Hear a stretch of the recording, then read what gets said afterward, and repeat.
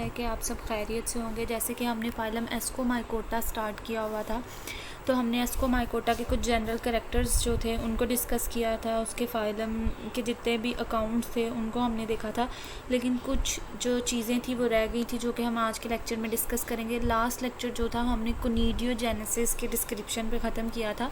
उसकी हम 2 टाइप्स पढ़ रहे थे, जिसमें हमने ब्लास्टिक टाइप पढ़ ली थी और थैलिक टाइप जो थी वो डिस्कस करनी थी। अभी हम जो है वो थैलिक कोनिडियोजेनेसिस जो है उसको डिस्कस करेंगे।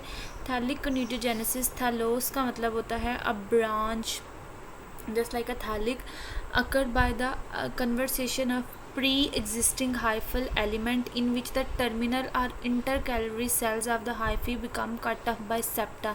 इसमें क्या होगा कि आपके पास पहले ही कोई हाइफल एलिमेंट होगा, प्री एग्जिस्टिंग हाइफल एलिमेंट है और उसने ही कट ऑफ करना है सेप्टा के थ्रू। अब चाहे वो टिप से कट ऑफ करे, टर्मिनल से करे या इंटरकैलरी स्टेट से करे, वो वहाँ से कट ऑफ करेगा और नई कोनिडिया बनाएगा। अब जिस तरह ब्लास्टिक डेवलपमेंट आपके पास 2 तरह की थी, इसी तरह थैलिक की जो डेवलपमेंट है वो भी आपके पास 2 तरह की है। एक है जी होलोथैलिक और एक है थैलिक आर्थरिक। होलो का मतलब होता है whole, entire. Thallic mean is a branch and thallic arthric, thallic mean is branch, arthric mean a joint, कोई जोड़ जो है उसकी बात हो रही है। तो holothallic conidiogenesis with the help of diagram हम देखेंगे हमारे पास क्या होता है। जैसे आप ए में देख सकते हो कि कोई भी जो टर्मिनल पोर्शन होता है थैलस का, वहाँ पे सेप्टा की फॉर्मेशन हो जाती है, ठीक है। उसके बाद जो टर्मिनल पोर्शन है उसके बिल्कुल एन ऊपर जो है वहाँ पे दूसरा सेप्टा जो है वो बनना शुरू हो जाता है। इसी तरह जो टर्मिनल सेल होगा वो इनलार्ज कर जाएगा। जो टर्मिनल सेल है वो इनलार्ज कर गया और जो सेकेंड सेप्टम है, secondary septum as it is रहेगा। एज अ रिजल्ट सेल जो है वो कोलैप्स कर जाएंगे, यहाँ से कट ऑफ कर जाएंगे और क्या हो जाएगी, कोनिडिया की फॉर्मेशन हो जाएगी। उसके बाद आर्थरिक कोनिडियोजेनेसिस है, तो आर्थरिक कोनिडियोजेनेसिस को भी हम देखेंगे। तो कोई भी ये जो ए जो है जैसे दिखाया हुआ है, तो ये टर्मिनल सेगमेंट है कोई भी हाइफी का। सेप्टा जो है वो डिफरेंट जो सेप्टम फॉर्मेशन होगी और वो डिवाइड कर देगा सेगमेंट को सेवरल कंपार्टमेंट्स में। फिर वो सेप्टा जो है डिवाइड होंगे 2 लेयर्स में और क्या होगा, इस तरह डॉटर सेल जो है वो एक दूसरे से सेपरेट हो जाएंगे, सेल सेप्टा के ब्रेक डाउन हो जाएंगे और डिफरेंट डिफरेंट कोनिडिया जो है वो बन जाएंगे। उसके बाद हमने एसआई की बात की थी। तो एसआई जो है हमें पता है कि हमने इस फाइलम की बात कर रहे हैं, तो हमारे पास जो सबसे लार्जेस्ट ग्रुप है फंजाई का एस्कोमाइकोटा, उसका जो जनरल कैरेक्टर है वो उसका एस्कस लाइक स्ट्रक्चर या फिर एसआई की फॉर्मेशन है। कल एसआई को हमने डिस्कस भी किया था डिटेल में, लेकिन डेवलपमेंट ऑफ एसआई हम वहाँ पर डिस्कस करना भूल गए, इसको हम आज डिस्कस करते हैं। सबसे पहले क्या होता है, in the ascus initial 2 nuclei fuse and diploid fusion nucleus undergo meiosis to form 4 haploid daughter nuclei। That is a very simple description कि आपके पास कोई भी 2 न्यूक्लियाई हैं वो फ्यूज़ होती हैं, फिर उसमें मियोसिस होती है, उसके नतीजे में 4 बनती हैं, 4 के नतीजे में फिर आपके पास माइटोटिक डिवीजन होती है, 8 हैप्लॉइड न्यूक्लियाई बनती हैं। यहाँ पे आपके पास ये एस्कोगोनियम का स्ट्रक्चर है। यहाँ ये जो एस्कोगोनिस हाइफी है, ये कोराइजर क्या है, क्रोजियर ये है कि आपके पास ये जो हाइफी है, जो ब्रांच है, ये थोड़ा सा मुड़ जाएगा, ठीक है, थोड़ा सा टर्न हो जाएगा, ठीक है, और उसके अंदर जो है ये हाइफीज़ यहाँ जो न्यूक्लियाई हैं वो कलेक्ट होना शुरू हो जाएंगे। Then there will be started a simultaneous division of nuclei. The simultaneous division of nuclei cut off by septum and convert into a penultimate cell, and the cell under the penultimate cell is termed as stalk cell. Here is the simultaneous division which undergoes the division of different nuclei which cut off it into a penultimate cell, and the cell under the penultimate cell is the stalk cell. Stalk will remain as, and there will be the formation of new crosier. Penultimate cell will be termed as ascus initial. Ascus initial will undergo nuclear fission. There will be meiosis. There will be the formation of 4 nuclei, then formation of 8 diploid nuclei, and then there will be the formation of ascospore, which will be cut off by its terminal portion, and spore will be released through different mechanisms. Then here we will discuss a very important part of the lesson, a very important part of this phylum is the formation of thallus. Thallus here means the fruiting bodies of the ascomycetes. When we are talking about the fruiting bodies of the ascomycetes or thallus, it is the same thing. So let's start with the diagram A, which is the gymnothecium thallus. Gymnothecium thallus describes as it is made up of branched hyphae which do not completely enclose sky. तो आप देख सकते हैं कि जो hyphae हैं वो loosely arranged हैं, कोई भी कम्पैक्ट, यहाँ पे देखिए ना हाइफी सारे के सारे लूजली अरेंज्ड हैं, किसी भी किस्म की कोई भी कम्पैक्ट लेयर नहीं है। ऊपर से भी इवन कि आप इसको ऊपर से भी देख रहे हैं तो आपको अंदर स्काई नज़र आ रहे होंगे, किसी भी किस्म की कोई कम्पैक्ट अरेंजमेंट नहीं है, बल्कि हाइफी जो हैं वो ऐसे ही लूजली अरेंज्ड आपको नज़र आ रहे होंगे स्काई के अंदर। तो जिम्नोथीशियम जो है वो ब्रांच्ड हाइफी होते हैं जिसके अंदर जो है एसाई वगैरह कम्प्लीटली इनक्लोज नहीं हुए होते। उसके बाद हम बात करेंगे बी पोर्शन की, जो कि हमारे पास क्लिस्टोथीशियम है। तो क्लिस्टोथीशियम एक आपके पास राउंड स्ट्रक्चर है, एक बॉल लाइक स्ट्रक्चर है। ये आप देख रहे हैं, आपको पूरा ये बॉल की तरह का स्ट्रक्चर नज़र आ रहा है। ये पूरा का पूरा बॉल का स्ट्रक्चर क्या है कि इसने अपने अंदर ये जो है डिफरेंट एसाई जो हैं इनको इनक्लोज किया हुआ है, ठीक है। तो इसमें आप कह सकते हैं कि एक्सटर्नल वॉल प्रेजेंट है क्लिस्टोथीशियम के अंदर ओवरऑल, ठीक है। एक्सटर्नल वॉल प्रेजेंट है जिसने एसाई को जो है वो इनक्लोज किया हुआ है। और इसमें आपके पास जो एग्जांपल आ जाती है वो आ जाती है पिज़ाइज़ोमाइसीड्स, ट्यूबर्स या लिटियोमाइसीड्स, जिसमें एरिसाइफेल्स आ रहे हैं which will be our next lecture like Pezizales and Erysiphales which we gonna study under this phylum as an exemplary orders. तो उसके अलावा इसमें ट्रफल्स आ जाती हैं, इसके अलावा इसमें पेनिसिलियम की कुछ स्पीशीज़ आ जाती हैं। तो ये ट्रफल्स और ये जो पेनिसिलियम है ये सारे इसके कॉमन एग्जांपल्स हैं। उसके बाद जी अब हमारे पास आ जाता है C portion, that is the apothecium. तो एपोथीशियम एक ओपन कप लाइक जो लेयर होगी, ठीक है। ये देखें, ये यहाँ पे आप देख सकते हो कि ये आपके पास ओपन जो है ये कप लाइक स्ट्रक्चर है, ठीक है, जिसके अंदर क्या है, जिसके अंदर हाइफी प्रेजेंट है। और उन हाइफीज़ के साथ इसमें क्या प्रेजेंट है कि जो इनर कप शेप पोर्शन है, जो कप शेप पोर्शन है उसकी इनर वाली साइड पे एसाई प्रेजेंट हैं।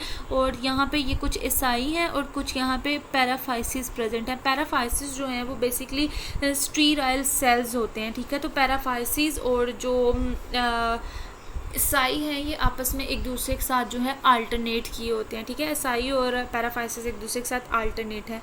इसकी जो इनर वॉल होगी उसको हम कहेंगे हाइमीनियम और जो इसकी बाहर वाली लेयर होगी उसको हम कहेंगे एक्जिप्यूलम, ठीक है।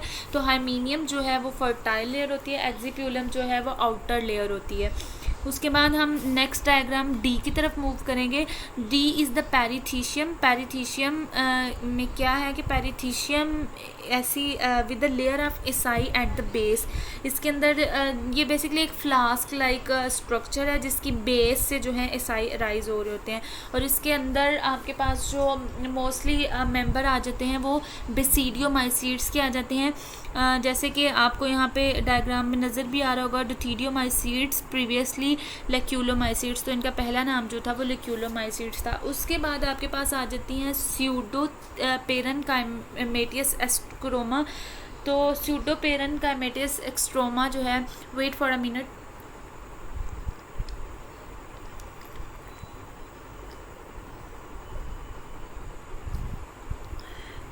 Sorry for the interruption, I have to drink water. Pseudoparenchymatous जो एस्ट्रोमा है इसकी अगर हम बात करें तो अब ये बेसिकली दो तरह के सेल से मिलके बना हुआ है, ठीक है। और एक और बात यहाँ पे हम देखेंगे डी डायग्राम में अगर हम देखें तो हमारे पास जो पेरीथीशियम है यहाँ पे एक ओपनिंग प्रेजेंट है। इस ओपनिंग को हम बोलते हैं ओस्ट्यूल, जिसके थ्रू बाद में यहाँ से जो एसाई हैं वो रिलीज़ होंगे। लेक्यूलो एस्कोमाइसीड्स का जो थैलस का स्ट्रक्चर है वो स्यूडो पेरेनकाइमेटियस है, जिसमें कि कोई भी पेरिडर्म नहीं है। और स्यूडो पेरेनकाइमेटियस बेसिकली दो जो है सेल्स की प्रेजेंस है, एक तो पेरेनकाइमेटियस सेल्स की और एक प्लेक्टनकाइमेटियस सेल्स की। जो पेरेनकाइमेटियस है वो समवट ग्लोब्यूल टू ओब्लॉन्ग है और प्लेक्टनकाइमेटियस जो है वो फिलामेंटियस सेल है। और इसके अंदर कुछ कैविटीज़ प्रेजेंट है और उन कैविटीज़ को, ये जो कैविटीज़ हमें नज़र आ रही हैं इनको हम लोक्यूल्स बोलते हैं। उसके अलावा यहाँ पे मैंने एक और कुछ स्लाइड्स ऐड की हैं ताकि आप इसको फर्दर स्टडी कर सकें। तो बेसिकली इसका पूरा कॉन्सेप्ट मैंने आपको पीछे समझा दिया है और ये इसकी कुछ डिस्क्रिप्शन है वो आपने देख लेना है। अभी इसके अलावा जो कोर्स का इम्पोर्टेंट एक और पार्ट है वो है इम्पोर्टेंस। तो हर स्पीशी के कुछ बेनिफिशियल एस्पेक्ट्स होते हैं एज वेल एज उसके कुछ हार्मफुल एस्पेक्ट्स भी होते हैं। तो हम अभी एस्को माइकोटा के मेंबर के कुछ बेनिफिशियल एस्पेक्ट्स को डिस्कस करेंगे और कुछ हार्मफुल एस्पेक्ट्स को डिस्कस करेंगे। तो वन बाय वन हम देख लेते हैं। तो सबसे पहले जो है हमारे पास आ जाते हैं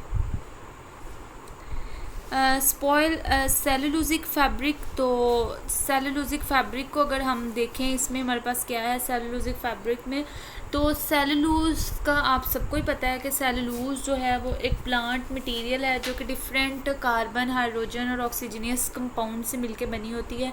अब जो ये फंजाई होती है क्या करती है, आप लोग अक्सर शॉप पे जाएं तो क्लॉथ्स ख़रीदते हैं, तो उन क्लॉथ्स में आप लोग देखते हैं कि जब हम नया नया कपड़ा लेते हैं तो उसके अंदर से एक अजीब किस्म की स्मेल आती है।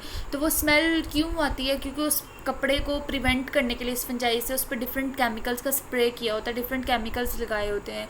अब चूँकि ये सेलुलोजिक फैब्रिक जो है उसको स्पॉइल कर देती है। अब जो कपड़ा है आपका वो फैब्रिक है, ठीक है, तो उस फैब्रिक को बचाने के लिए डिफरेंट केमिकल्स का स्प्रे किया जाता है ताकि इस फंजाई से उसको बचाया जा सके। यही वजह है कि जो नया कपड़ा होता है उसमें से उसके फैब्रिक में से एक फाउल सी स्मेल जो है वो आती है। उसके बाद सेकंड पॉइंट है हमारे पास क्रॉप पैथोजेंस। तो बहुत सारी जो स्पीशीज़ हैं वो डेंजरस हैं क्रॉप्स के लिए, जैसे एरिसाइफेल्स फाइलेक्टीनिया है। तो ये प्लांट को एरिसाइफेल्स जो है प्लांट को बहुत ज़्यादा डिस्ट्रॉय करती हैं। प्लांट के ऊपर जो है आप कह लें कि रस्ट की स्पीशीज़ जो हैं वो कॉज करते हैं, स्मर्ट्स वगैरह ये सारे फंजाई की वजह से होते हैं। उसके अलावा जो एरिसाइफेल फाइलेक्टीनिया ये अफेक्ट करता है टिम्बर को, ऑर्नामेंटल प्लांट्स को, फ्रूट्स वगैरह को। तो ये सारी जो चीज़ें हैं इनको ये अफेक्ट करता है। उसके अलावा बहुत सारी जो स्पीशीज़ हैं वो डिजीज़ कॉज करती हैं, जैसे एप्पल स्कैब का है तो एप्पल का जो फ्रूट है उसको ये डिस्ट्रॉय कर देता है, ठीक है, पियर हो गया। और उसके अलावा फ्रूट को सॉफ्टन कर देता है जिसकी वजह से फ्रूट जो है वो गल सड़ जाता है। उसके अलावा कुछ ब्राउन रूट्स हैं जैसे स्टोन फ्रूट के, पाउडरी माइल्ड्यूज़ हैं, पाउडरी माइल्ड्यूज़ जो हैं ये रस्ट कॉज करती हैं। उसके अलावा जो सीरियल्स वगैरह हैं, फुट रोट ऑफ सीरियल्स उसको कॉज करता है।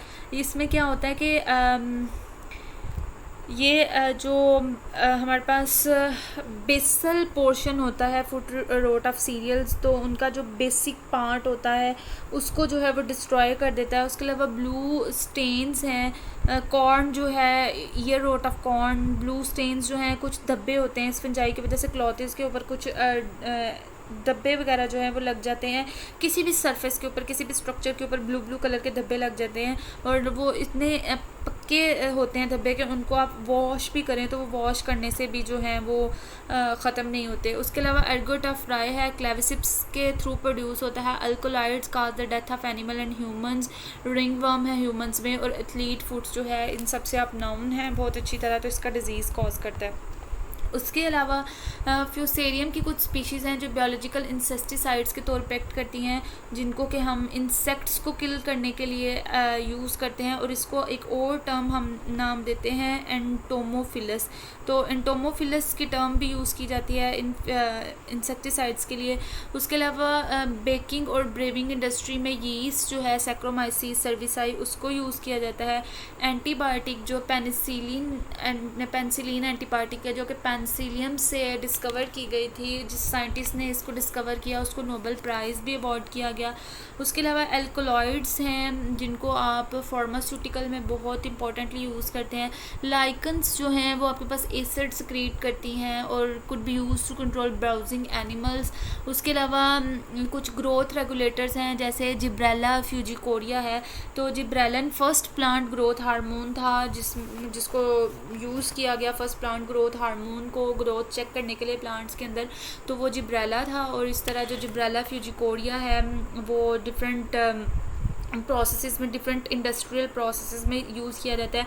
उसके अलावा जो न्यूरोस्पोरा क्रिसा है, इसको हम मॉडल ऑर्गेनिज़म के तौर पे यूज़ करते हैं। बहुत सारी जो स्पीशीज़ हैं वो एडिबल हैं, जैसे मोरल्स हैं और ट्रफल्स हैं। मोरल्स को अगर आपको याद हो तो मैंने कल आपको बताया था कि सबसे इम्पॉर्टेंट और सबसे एक्सपेंसिव स्पीशीज़ जो हैं वो मॉर्केला की स्पीशीज़ हैं, जो कि सबसे एक्सपेंसिव हैं इस टाइम एस्कोमाइसीड्स के मेंबर में।